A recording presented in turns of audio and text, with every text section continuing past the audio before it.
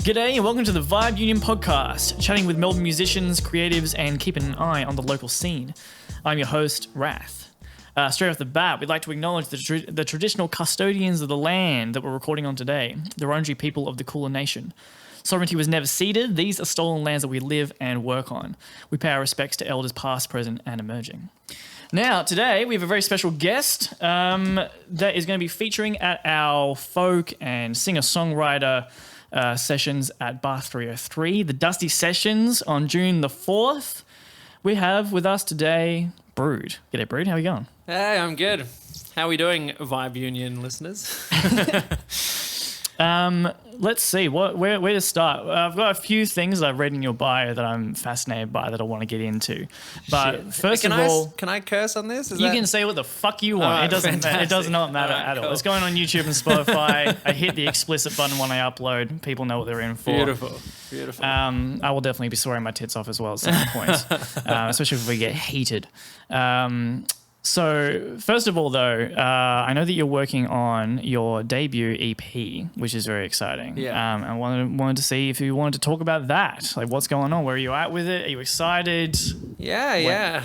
So look, I mean, it's been quite the journey.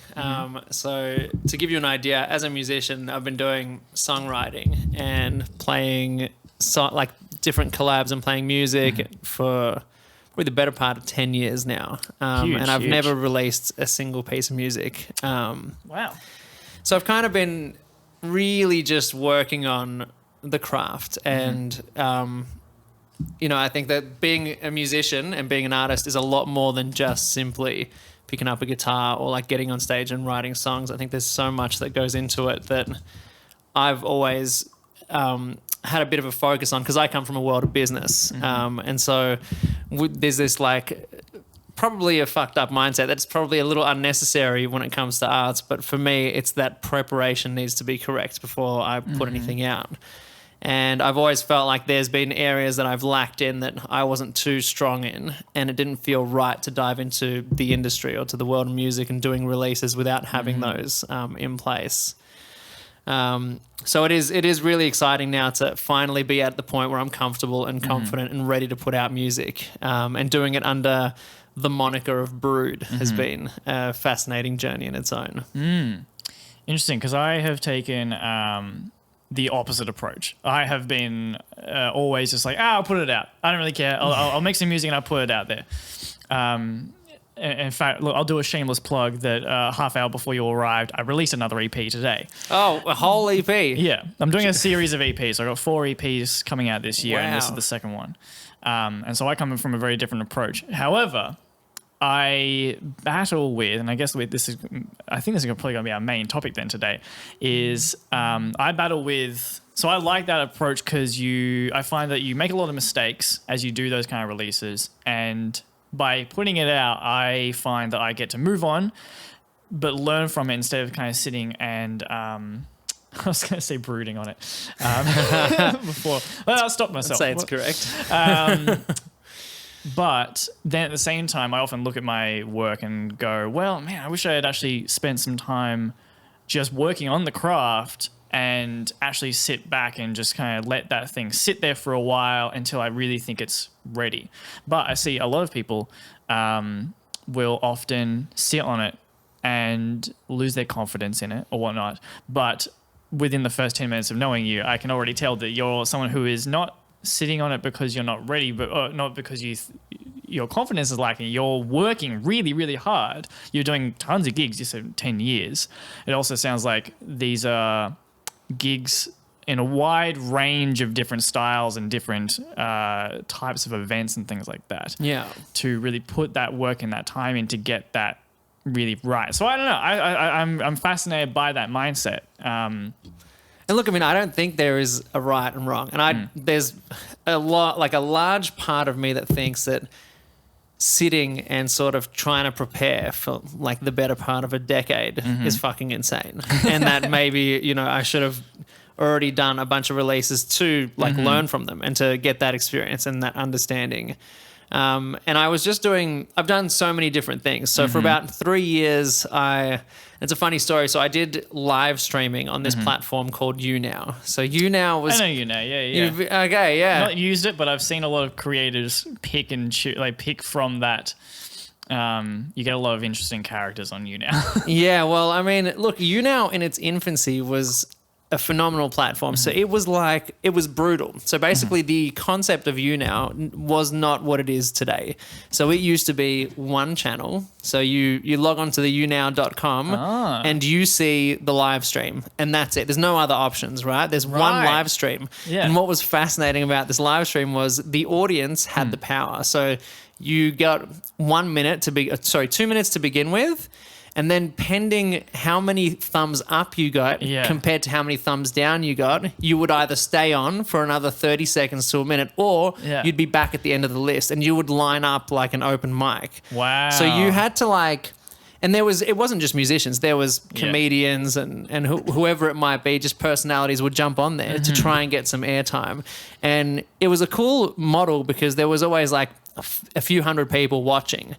And so you would jump in there and it was really like trial by fire. Yeah. So I would get on there and I knew at the time that I was pretty good at what I was doing in terms of performing and playing music. Yeah. I objectively, if I compare myself to the other performers, I was doing all right. Yeah. But I'd get on there for 2 minutes and I'd get the thumbs down and I'd be gone and I'd have to wait for like an hour. Like it wasn't easy. You'd be waiting there. And sometimes you would watch like 25 different people just get thumbs down in the first 2 minutes. And it is a brutal, brutal experience. But one of the things that that experience taught me was that to be an artist, to be a musician or someone and to be an entertainer, really, you need to understand how to be entertaining. And that expands well beyond just music and just being good at my craft. And so I would spend hours and hours a day on this website. And then eventually it got to the point where when I would jump on, I would get thumbs up for a long time until I'd had enough. Yeah. And that it turned into this whole thing where I would freestyle and I would write songs on the spot based on what people were saying in the chat. And I figured that I learned that I had to be engaging with the audience, and I had to it wasn't about me getting up there and performing a cover or playing one of my songs because that would bore people. Yeah. And so it's like all of these stepping stones to get me to be the artist that I am today. Had a lot of these little bizarre experiences that I would just dive into and pursue. And I ended up doing that for a long time. And the website model changed to more of a Twitch model where they would have different channels, and inevitably it ended up being a place where a lot of younger females would go and broadcast, and then a lot of older, seedy guys would come and watch. And the platform became really weird, and I got the hell out of there. I think that's where I started seeing it, because that's when other content creators on YouTube and stuff like that saw that material and thought, oh, well, I'll react to that. Yeah. So I didn't know that it had that entirely unique approach in its infancy. That's really cool. Yeah, it's fascinating. I used to be one of the ambassadors. So the investors of YouNow reached out to me to do a testimonial video. Yeah. So I've got all this YouNow merch at home from the original branding. It's kind of, it's weird. Fuck yeah. Oh, I love that. That's that is definitely probably the most unique come up story I've heard from a musician on this podcast. That's entirely bizarre. But a lesson that I think we all need to learn, and something that I've definitely struggled with, is finding that because there's the artistry of songwriting and performing and all that, and that's so important to stay true to your artistry, stay true to your heart and your soul. But on the other hand, there's the service of being a performer, which I don't think I'm particularly good at, but I am fascinated by. Growing up around a lot of jazz musicians and seeing these guys who go off and do corporate gigs, and they know that they are there. They're not there to be stared at and everyone to be really paying attention. And it's jazz, so these guys are training. These guys are putting in a lot of time and effort. But then they go and they're just well, we're background music. We could be replaced by a CD. They would do exactly the same job, but there's a certain vibe to having an artist here. But it's an entirely different role compared to the folk singer songwriter bleeding their heart on the stage in front of people.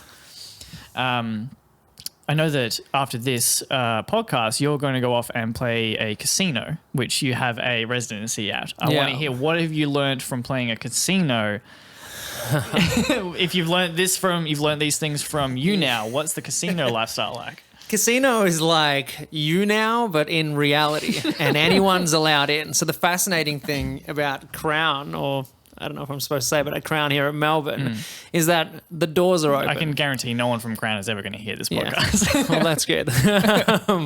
I mean, and it's true. I mean, nothing that I'm saying is out of line, but like Crown's doors are open. So you'll get from like homeless people to crackhead to celebrities to millionaires and billionaires all in the same building, right? So you never know who's going to be watching.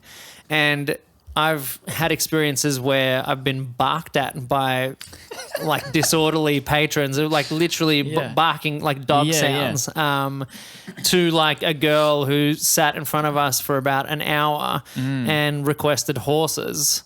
And she started off in between the songs saying horses, and we politely said that we don't play that song and we have to stick to it, like a specific set list. Right. And then when she realized that we weren't really paying attention to her request, she went to the bar, got a napkin and wrote horses on the napkin. And then at the end of each song, she would just hold this sign up above her head saying horses.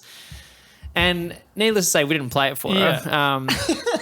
It was. I kind of wish. I mean, if you weren't allowed to, then that's fine. But I would have loved to see the reaction when you finally you can tease that out for an hour perhaps, and then finally drop horses on them. That's an exciting horses, time. but the dubstep version. It's like not even Daryl. So yeah, I mean, it is interesting playing to an audience like that, and I think that when you do those gigs where you are, you know, I guess, quote unquote, in the background, or you're part of the atmosphere. It's fascinating to, I guess, analyze from where I sit, because sometimes we'll get up there and we will just play the standard songs that we've played 100,000 times. I could like literally close my eyes, and you know when you're driving your car home and you arrive at home and you're like, holy fuck, how did I get here? I haven't even been driving. And like all of a sudden you're at home and you've done the drive so many times that you're an autopilot, your brain doesn't clock anything. The gigs are often like that, where, you know, we've done that material so much and we've played those venues so much. We've had the residency for like 3 to 4 years that we can basically get up there and autopilot. Yeah. And I guess so what I'm saying is a lot of the times we'll get up there and we'll autopilot and people will come up to us and say how great the performance was, and we'll hand out business cards and whatever, and everyone will be stoked. And we think that we didn't really perform that great. Yeah. And other times we'll get up there and we'll put on a fucking show. We'll play the best gig we've ever played and no one notices. Like not a single person listens for a second. And there's this fascinating thing that I've found that that when you think that you've done a good show, doesn't reflect what the audience thinks, because 100%. You're in a different position. You're hearing it different and you're in the mindset of performing. And I think that that's like a fascinating topic on its own. That's I think that's really hard to forget when you're performing, especially if you're performing your own music, especially if you're performing stuff that you've written that you maybe have never shown people before. Maybe you've kept this close to your chest. And I've definitely done it. When I step off stage, the interesting is the flip of it. When you walk off stage and think, I fucking sucked. That was the worst gig I've ever done in my entire life. I was flat, or I just didn't have the energy, whatever. And then someone comes out and goes, oh, that was fucking amazing. That was huge. That was the best gig I've ever seen. Yeah. And it's so hard to take that seriously.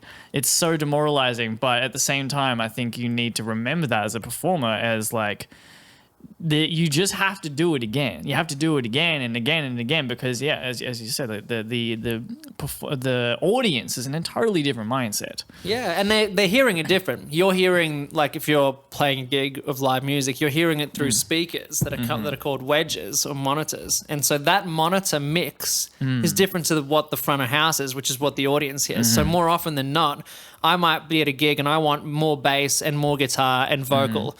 And I can't really hear what the keys and what someone else might be doing. And so like what I'm actually hearing is completely different to what the audience is hearing. So we not only are we different people with different hearing and listening capacities, and not only are they drinking and I'm not drinking, but they actually are objectively hearing a different audio altogether. Have you found doing these kind of events, especially doing You Now actually, because that's such a short time frame, have you found that has changed the way you write as well? I mean, you say this, so this is your first EP coming out. However, I assume that you've been writing for some time as well. Yeah. And I assume performing that material as well. So has that shifted from doing those types of gigs? Doing You Now? Well, I mean, so my where I'm going with this is like the idea that when you are dealing with the audience in that way, when you're in a position where you need to impress them and you need to entertain them as more of a service, I find that also then changes the way you think about the way you write your music. So, for example, maybe when I first started, it's like psych rock. So it's like, I'll do a 10-minute intro to this song. Why not? Because I'm going to enjoy that. And then after doing some other kind of gigs and playing some other kind of music, you start to realize, like, who's that 10-minute intro for? That 10-minute intro is for me. And maybe it needs to be a hook at the start. Maybe there needs to be something there to get their attention. Yeah, so I mean, certainly it does. It definitely has changed the way that I do it, and less in the way that I perform, more in the way that I look and analyze my performance. So to give some context, so not last week, the week before, I did a small gig at this venue called Baxter's Lot. No Baxter's Lot. Yeah, so for those of you listening, it's like quite a small venue. There's a bar and there's a little stage at the front, and then there's like a seating area. And the venue probably fits like 50 to 80 people if everyone's squeezed in. And I'm playing this set and it's just me and the acoustic guitar, and I'm singing songs that I'd written. And coming into this gig, I didn't have time to rehearse. I had a really busy week, so I came in. I didn't have a set list or anything. I got asked to do the gig last minute, and I just thought, I'll get up there and play some new material. So I get up on stage and I start playing songs, and I'm listening to the audience while I'm playing the songs. And I'm big on having the audience listen and not talking, which is really difficult. Like, I mean, normally you're playing, people are drinking and they're there with their mates and they want to chat. And I totally get that. But what I found interesting is that in moments in songs, so if I play a song and I'm strumming the guitar in one singular pattern for like the bulk of the song, they might listen at first. It might be quiet to begin with, and they're hearing what I'm saying. But then because of the repetition and because it's like a groove, they lose focus and they'll turn and start talking to their friends at some point in the song. Yeah. And what I found was in points where I drop the guitar out or the chorus hits a bit harder and it's like a guitar drop and with a big vocal, people's attention re-engages. So like the dynamics of the song, I was finding in real time watching the audience around me, it like allows people to re-engage with the music. So walking out of that gig, I was like, okay, so now when I'm performing, when I'm writing songs, and more importantly, when I'm making my set list of how I'm going to perform a set, I need to make sure that songs that have these breaks in the rhythm and groove, I need to spread them out across the set so that it's not just back-to-back groove-based songs where people can disengage in. And actually in that set, it was probably one of the funniest moments I've had to date on stage. So this is all happening in real time, and picture like I'm on stage and I'm playing some songs, and in between songs, I'm a bit of a talker. So I like to tell the stories of where the songs come from, what the songs are about. And at one point, I'm about halfway through the set and I finish one song and I realized towards the end of the song, there's a lot of chatter from the back. And so I finish the song and I look around. I'm like, how are we all doing tonight? And I want the audience to like engage with me and start talking. And people look over and they start cheering and whatever, and And so I decide to ask them.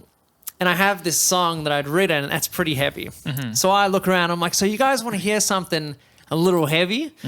And I'm looking around. Everyone's cheering, and I'm like, and as I'm saying that, I'm having this thought in my head, thinking, what does heavy mean to these people? Because heavy could mean any number of things. And because I'm quite comfortable on stage, I just thought, you know what? Let me ask him. So I've gone, So heavy could mean anything. When I said heavy, what were Yeah. you guys thinking? And like everyone stops and they're like thinking about the question and no one's responding. And I give it like a couple of seconds. And then for some stupid fucking reason, I decide to go, okay, so now that you've had some time to think, let me tell you. So if you guessed domestic violence, ding, ding, ding, you're Right. a winner, right? And the song is like Yeah. this harsh song about domestic violence. It's the Yeah. possible worst introduction in history to go from how you guys going, how's everyone feeling, to if you guess domestic violence, ding, ding, ding. And I remember just as the words came out of my mouth, I'm Yeah. looking around at the room and people are just like, did he just... My friends are nodding their heads just like, oh, fuck. Yeah. So yeah, I mean, and that's one of those things where like, I guess doing stuff like you now, there is like this part of me that wants to be entertaining, that wants to have a laugh, that is comfortable being in front of an audience, that like kind of allows me to be a bit free. But sometimes that is to the detriment of the meaning of the songs. Sure. But you got to make those mistakes. You got to make those mistakes. Yeah. And you've got a good story out of it as well. And they've also got a good story. Oh, my friends The have, audience- anytime something stupid happens, all my mates are like, ding, ding, ding. Yeah. Oh man. Okay. My mind just fell apart for a second there. Yeah, so did mine. So did mine that night.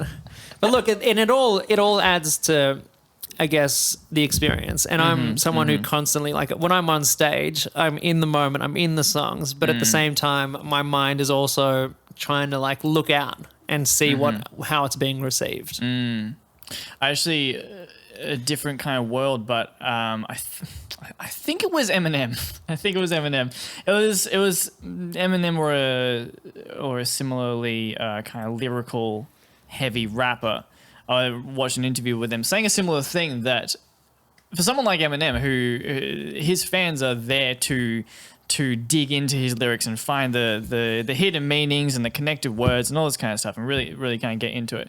But he said that a big thing that he realized is that there are those people following him. Those people will live and die by him. But for the majority of people, 16 bars of rap, you are tuning the fuck out. Yeah. And so for every 8 bars of similar flow or sticking to a very precise flow, all well and good, every 8 bars, switch it up, because just a little bit of variation, the audience goes like, what was that? What's different? Which I think, again, I don't want this to be like too detrimental to people who don't do this, but I'm always fascinated by as someone who has done this themselves. Like, well, I wrote a song this way, and therefore that's exactly how I think it should be, because this is my art, and I want it to be this very particular way. Or if I felt it at the time, then how can it be wrong? Which, to a degree, true. But if you were intending for the audience, if you're intending to play it for the audience, you do need to think about the audience. You do need to understand the purpose of a hook. Because I had someone actually say to me, like, they were struggling to write a hook, and they said, like, they struggle with the confidence of thinking, like, what line have I written is worthy of saying 4 times to make the hook? And I was like, I get that confidence issue. However, that hook is not for you. That hook is for the audience. And I think I've even said this on this podcast, that one of the best hooks that I've heard from a local musician when I first heard it, I was like, yeah, okay. But the hook is just fuck you, fuck you, fuck you, fuck you, fuck you, fuck you. And the first time I was like, okay, I'm not big on that hook. But And I was worried about cursing. Yeah. I looked around the room and I thought, oh, on the second fuck you, they all got it. They understood exactly what was happening. And in a loud bar, especially, when everyone's just kind of having a good time, chilling out there drinking, and then suddenly there's a guy on stage just screaming fuck you 8 times in a row, they're all turning their heads and going, oh, okay. Oh, I'm into this. This guy's angry. Now I kind of feel angry. I'm ready to feel this. And they really get on board very, very quickly. And I really thought that was fascinating. So that should be... in my next song, I should just swear and just yell. I think so. Well, there's have you heard the new Kendrick album? Yeah. So there's this track Yes. on there. I know where you're going. I don't remember what it's called, but it's like him and his girlfriend. Yes. The whole song is basically a fight between a a domestic. guy and his girlfriend, and they are going at it, and they're going at it hard. And there's a section where they do that. They just go, "Fuck you, well, fuck you." That's the well, hook. That's the hook of this. That's the hook of the track. They stole it from that Melbourne artist. Kendrick is plagiarizing, and then I love at the end of it, and it's so realistic that at the end of it, like, "Fuck you, no, fuck me," and then they just want to they want to sort it out, and it's we cry together. That's the one. Yeah. I was driving to Healesville at the time in the middle of the night when we first listened to that EP to the project, and it was me and my partner in the car, dead silent, just chilling to the new Kendrick album. I'm very excited. I'm listening. I'm writing down some lines that really stand out to me, and then this song comes on. And we both sort of like a little side glances to each other, like, holy shit, this. And again, even as someone who is very actively listened to the album, getting really excited, that song just completely shattered me. Attention grabbing and just blown away by it. Amazing track, but definitely a good point of just like there's some very good value in the shock factor in those kind of tracks. Well, I think listening to that album and I'll come back to that topic on the hooks, but listening to that album, one of the things that stood out to me as an artist is that, like, Kendrick is considered the GOAT. And for a million reasons. Like, as a performer, he's an absolute machine. Seeing him on stage is phenomenal. But when he writes his songs, they're never... When he drops a project, it's never like, here's me talking about how much money I've made or how many cars I have, or like... It's never the basic bullshit. It's never a vibe album. Every song is typically written with a story and with a message, and he's normally conveying what people are going through, and he puts it into the song, and it hits so much harder. And when I was listening to that, I just kept thinking to myself, like, I want to. That's the kind of art I want to put out. I want to have messages. I want to like share stories with people, and it's kind of what I do at the moment. But I think that the way Kendrick does it is quite unique because he speaks for other people. He's never just like talking about himself. And he's one of the people that like has gone through major success, but is still connected with the struggles and the reality of what life is for most people. And I think that that's really difficult. I think that a lot of artists hit the big time and they lose connection entirely with what it's like to be regular. And so their songs start reflecting that. And then and people stop listening. They stop caring about what they're saying because it's no longer relevant. Paul McCartney put out a track, I want to say 5-ish years ago, called FU, I think. And it's about him going to a party and he meets a girl and he says, I want to F you. Well, he doesn't even say the word. He says F you, which is already like a huge fucking like red flag, super fucking lame. But at the same time, I was like, aren't you like 70 years old at this fucking point? I mean, I don't know if he's actually 70 years old, but nonetheless, it's still like, dude, you're Paul fucking McCartney. I want to F you. Just let me take this tablet and give me 15 minutes to fire off, and then I'm gonna F you. But that's like, if you're trying to write, and like Paul McCartney is someone who is always tried to write pop songs. That's what his skill set has been.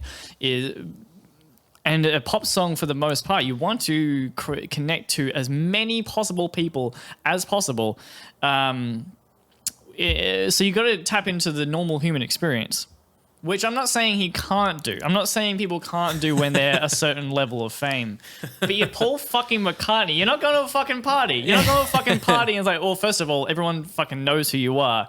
And saying, well, I don't think 60-year-olds are getting down in the same way as that song kind of implies. And I don't think Paul McCartney is getting down in the same way anyone else does. I think at that age, with that level of fame and success and money, you're getting money fucks. Like, you're getting action because of who you are and what you have, and not because of the fact. Like, I can't see someone looking at him going, oh, man. Oh, hell yeah. Hell I need a piece of that. Yeah, that's fascinating. It's always interesting when it's the same thing when like politicians fire off about and they try and talk about what it's like to be, you know, part of the regular people in society. Yeah. And you know that they have absolutely no fucking clue. Like when Donald Trump tries to connect himself to the normies, and it's like, bro, You've never, it's not only do you not live it now, you've never lived it. You can't possibly understand. You haven't been there for it's ridiculous. But coming back to that hook thing, and I remember early days, I would write songs and I would take them into the studio, like to a producer friend or whatever it might be. And if we were to change something even minuscule, I would be immediately, I'd be like, yeah, no, that's not the song. That's not what I wrote. That's not what the song needs to be. And it would really, for the longest time, it crippled my ability to finish songs. It crippled my ability to finish songs that like other people could digest, and I was writing like metaphorical poetry, and I understood what it meant, and I thought that was like the importance of it. Yeah. But one thing that's like become really evident and like that I've learned over the years is that when I write a song, it starts off for me, and I write it for me, in almost every time I'm writing a song to explain a story that I've gone through and my journey and experience. But once that song is done and I've written it, I now have the version that's for me. And I can put that away and I can keep that version. But for other people, they'll get the different version. They'll get like something that they can actually digest, something that they can relate to.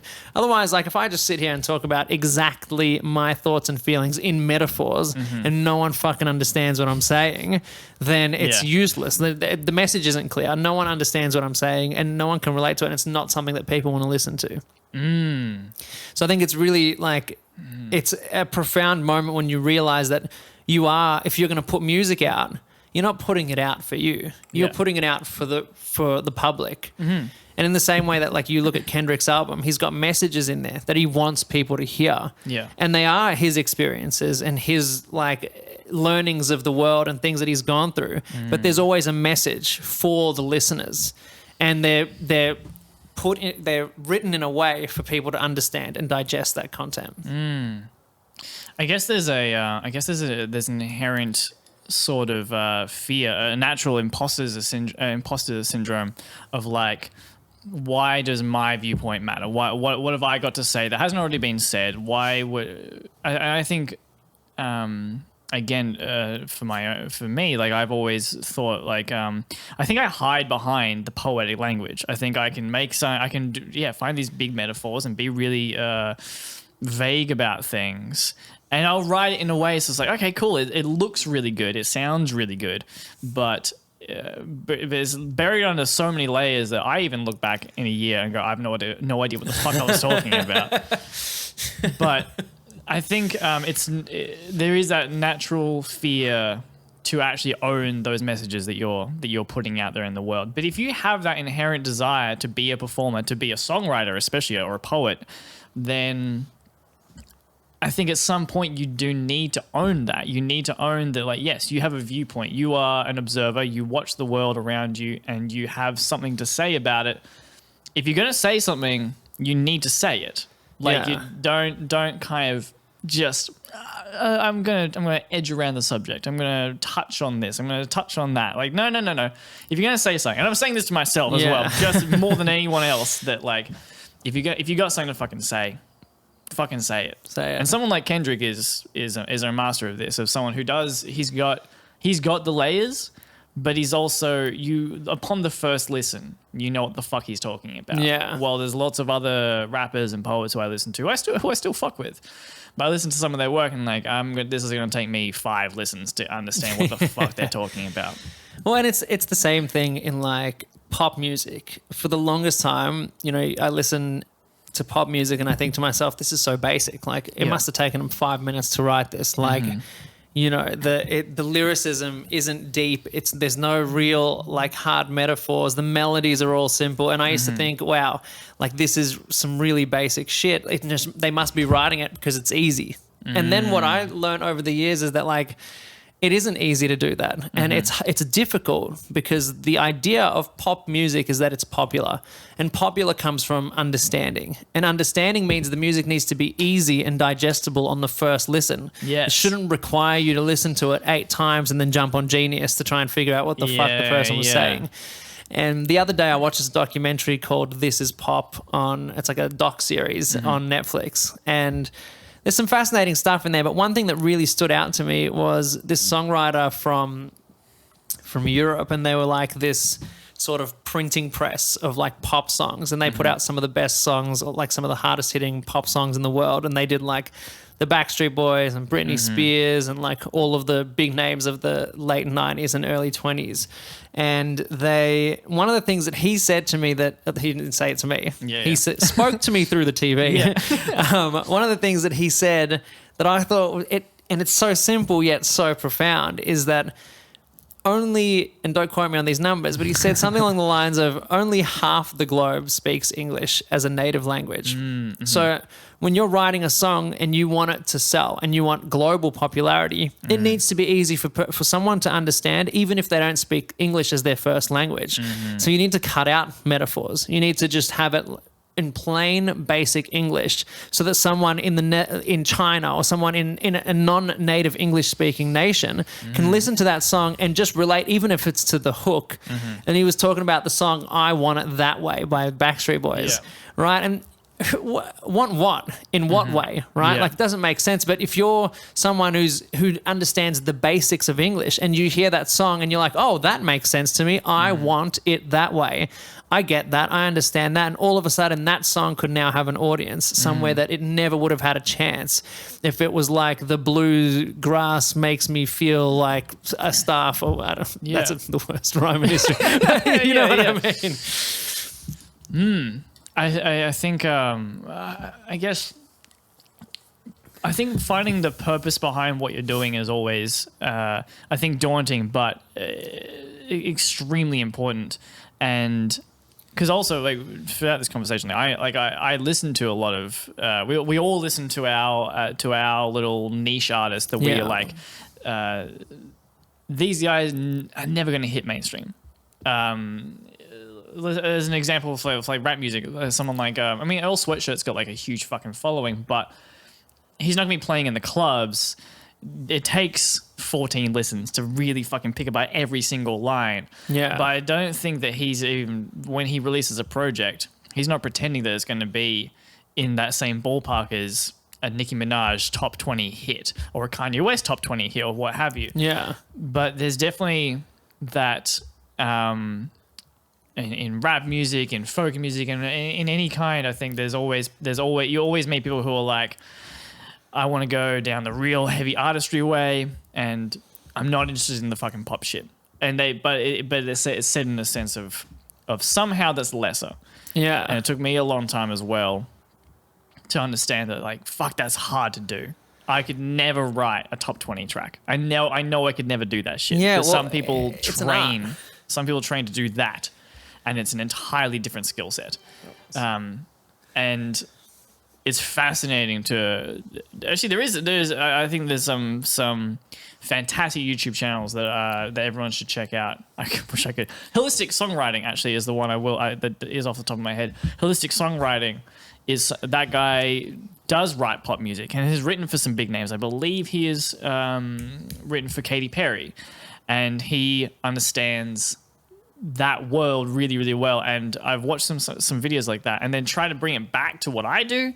I find that really, really exciting because it teaches you to think about your music in an entirely different way where you still get to pour your heart and soul into it. That's really important as well.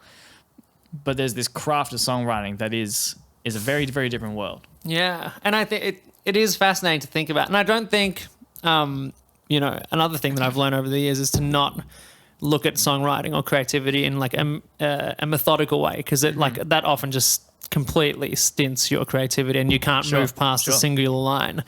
But it is fascinating to think that, like, you look at the credits for like a really big pop song like a Justin Bieber or an Ariana Grande, and you'll see like 15 fucking songwriters, and the hook is baby, baby, baby, ooh, baby, baby, baby, ooh. And you think it took 15 people to write that? Yeah. And it's because it goes through all of these filters of like, is it going to be is it going to hit? Are people going to be able to understand it? Yeah. And sometimes to understand it, you just have to repeat one word 7 times, apparently. And I think that that's important. And I, don't get me wrong, so I'm not writing songs that are, you know, in that exact sort of light, but I do think it's important to consider that, like, when I'm releasing music, it's not for me. Like, that part of the journey's over. I've already put my thoughts and emotions down. I've penned them and I've gone through. Because for me, often I'm writing to go through something. Yeah. And like the way that I handle my thoughts and feelings is I put them down on paper. And that's done. And I've already done that and I got what I needed out of it. And now I want to share that with someone else who might also be going through the same thing. And what's important is that they can understand it and they can relate. Huge. I love that. It's a nice... I think that's actually a beautiful place to kind of wrap up for this episode. I love delving into this shit. I think this kind of is a nice companion piece to a couple of weeks ago where we had kind of the flip side of this. We had a flip of like they write for themselves, and this is just a different way of doing it. I'm not comparing them, but rather write for themselves and kind of don't want the audience to really be involved.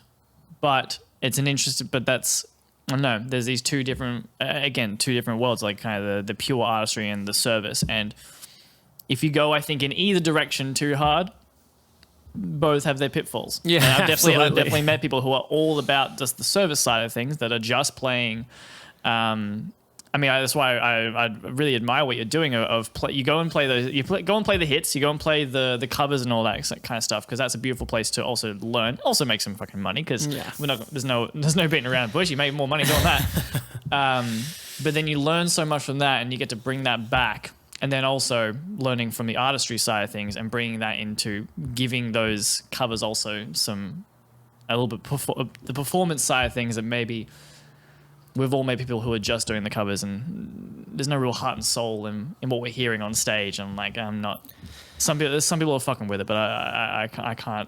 It's a good place to get your chops up. If you've read there's an author called Malcolm Gladwell. He's got this book called Outliers. And one of the examples he uses in the book about like becoming, like mastering your craft, is about the Beatles. And a lot of people don't know this, but the Beatles used to play 9-hour cover sets every day. So before they went to Liverpool for years, they were playing 9-hour sets. So all day they would be bashing through covers. And so before they were the Beatles, they really worked on how they, like, on their stagecraft.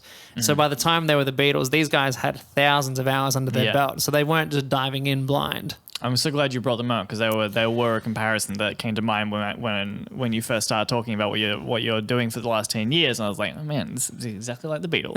I can't wait to. Not that it's going to put your EP when on I'm 60, I'm going to write a song called F You. You watch. It's my goal. I am here for the rise, but I'm much more here for the downfall. BRÜDE, thank you so much for coming onto the podcast. It's been a goddamn pleasure. Likewise. Have you got anything to plug at the moment? Besides, obviously, first of all, please come along to the Dusty Sessions at Bar 303 on June 4th for a showcase. We've also got Kelsey, Jean, and Stav coming on. It's going to be an amazing show. Is there anything else you'd like to plug? Yeah, so I think just in general, it's at BRÜDE Music is my Instagram at the moment. That's where you can find most of my content and updates as to what's happening moving forward. Links are in the description. Links are in the description. Sorry, is that something that you're allowed? Am I allowed to say that? You can say whatever you want. Links are in the description. You tell me what you want. Thanks for coming on to my podcast, ladies and gentlemen. So I've got a bunch of releases coming up later this year. I've got a video of a live take of a song the Ding Ding Ding song about domestic violence. So that's all coming up. And there's a gig on the 3rd. So the night before the 4th gig, which will be with Sounds of Stav and with Kelsey. I've got one that is a songwriters in the round. So if you're someone who enjoyed this kind of conversation about how to write songs and our process, this is a really cool event. It'll be at the Wesleyan. There will be a fireplace and mulled wine, and there's 4 songwriters. We'll be talking about our songwriting process and sharing some songs. It'll be a really cool one. Hell yeah. Very exciting stuff. Thanks so much for coming on once again. Thanks for having me on. This has been the Vibe Union podcast. Subscribe, like, comment, share. You know what to do. Blah, blah, blah, blah, blah. Ring the bell, I think, if you're on YouTube. Definitely share it. Sharing this is a humongous help in getting more listeners, more people into what Vibe Union is all about. Come on down to June 4th. Dusty Sessions. That's it. Fucking see you later. Bye, guys. Yeah.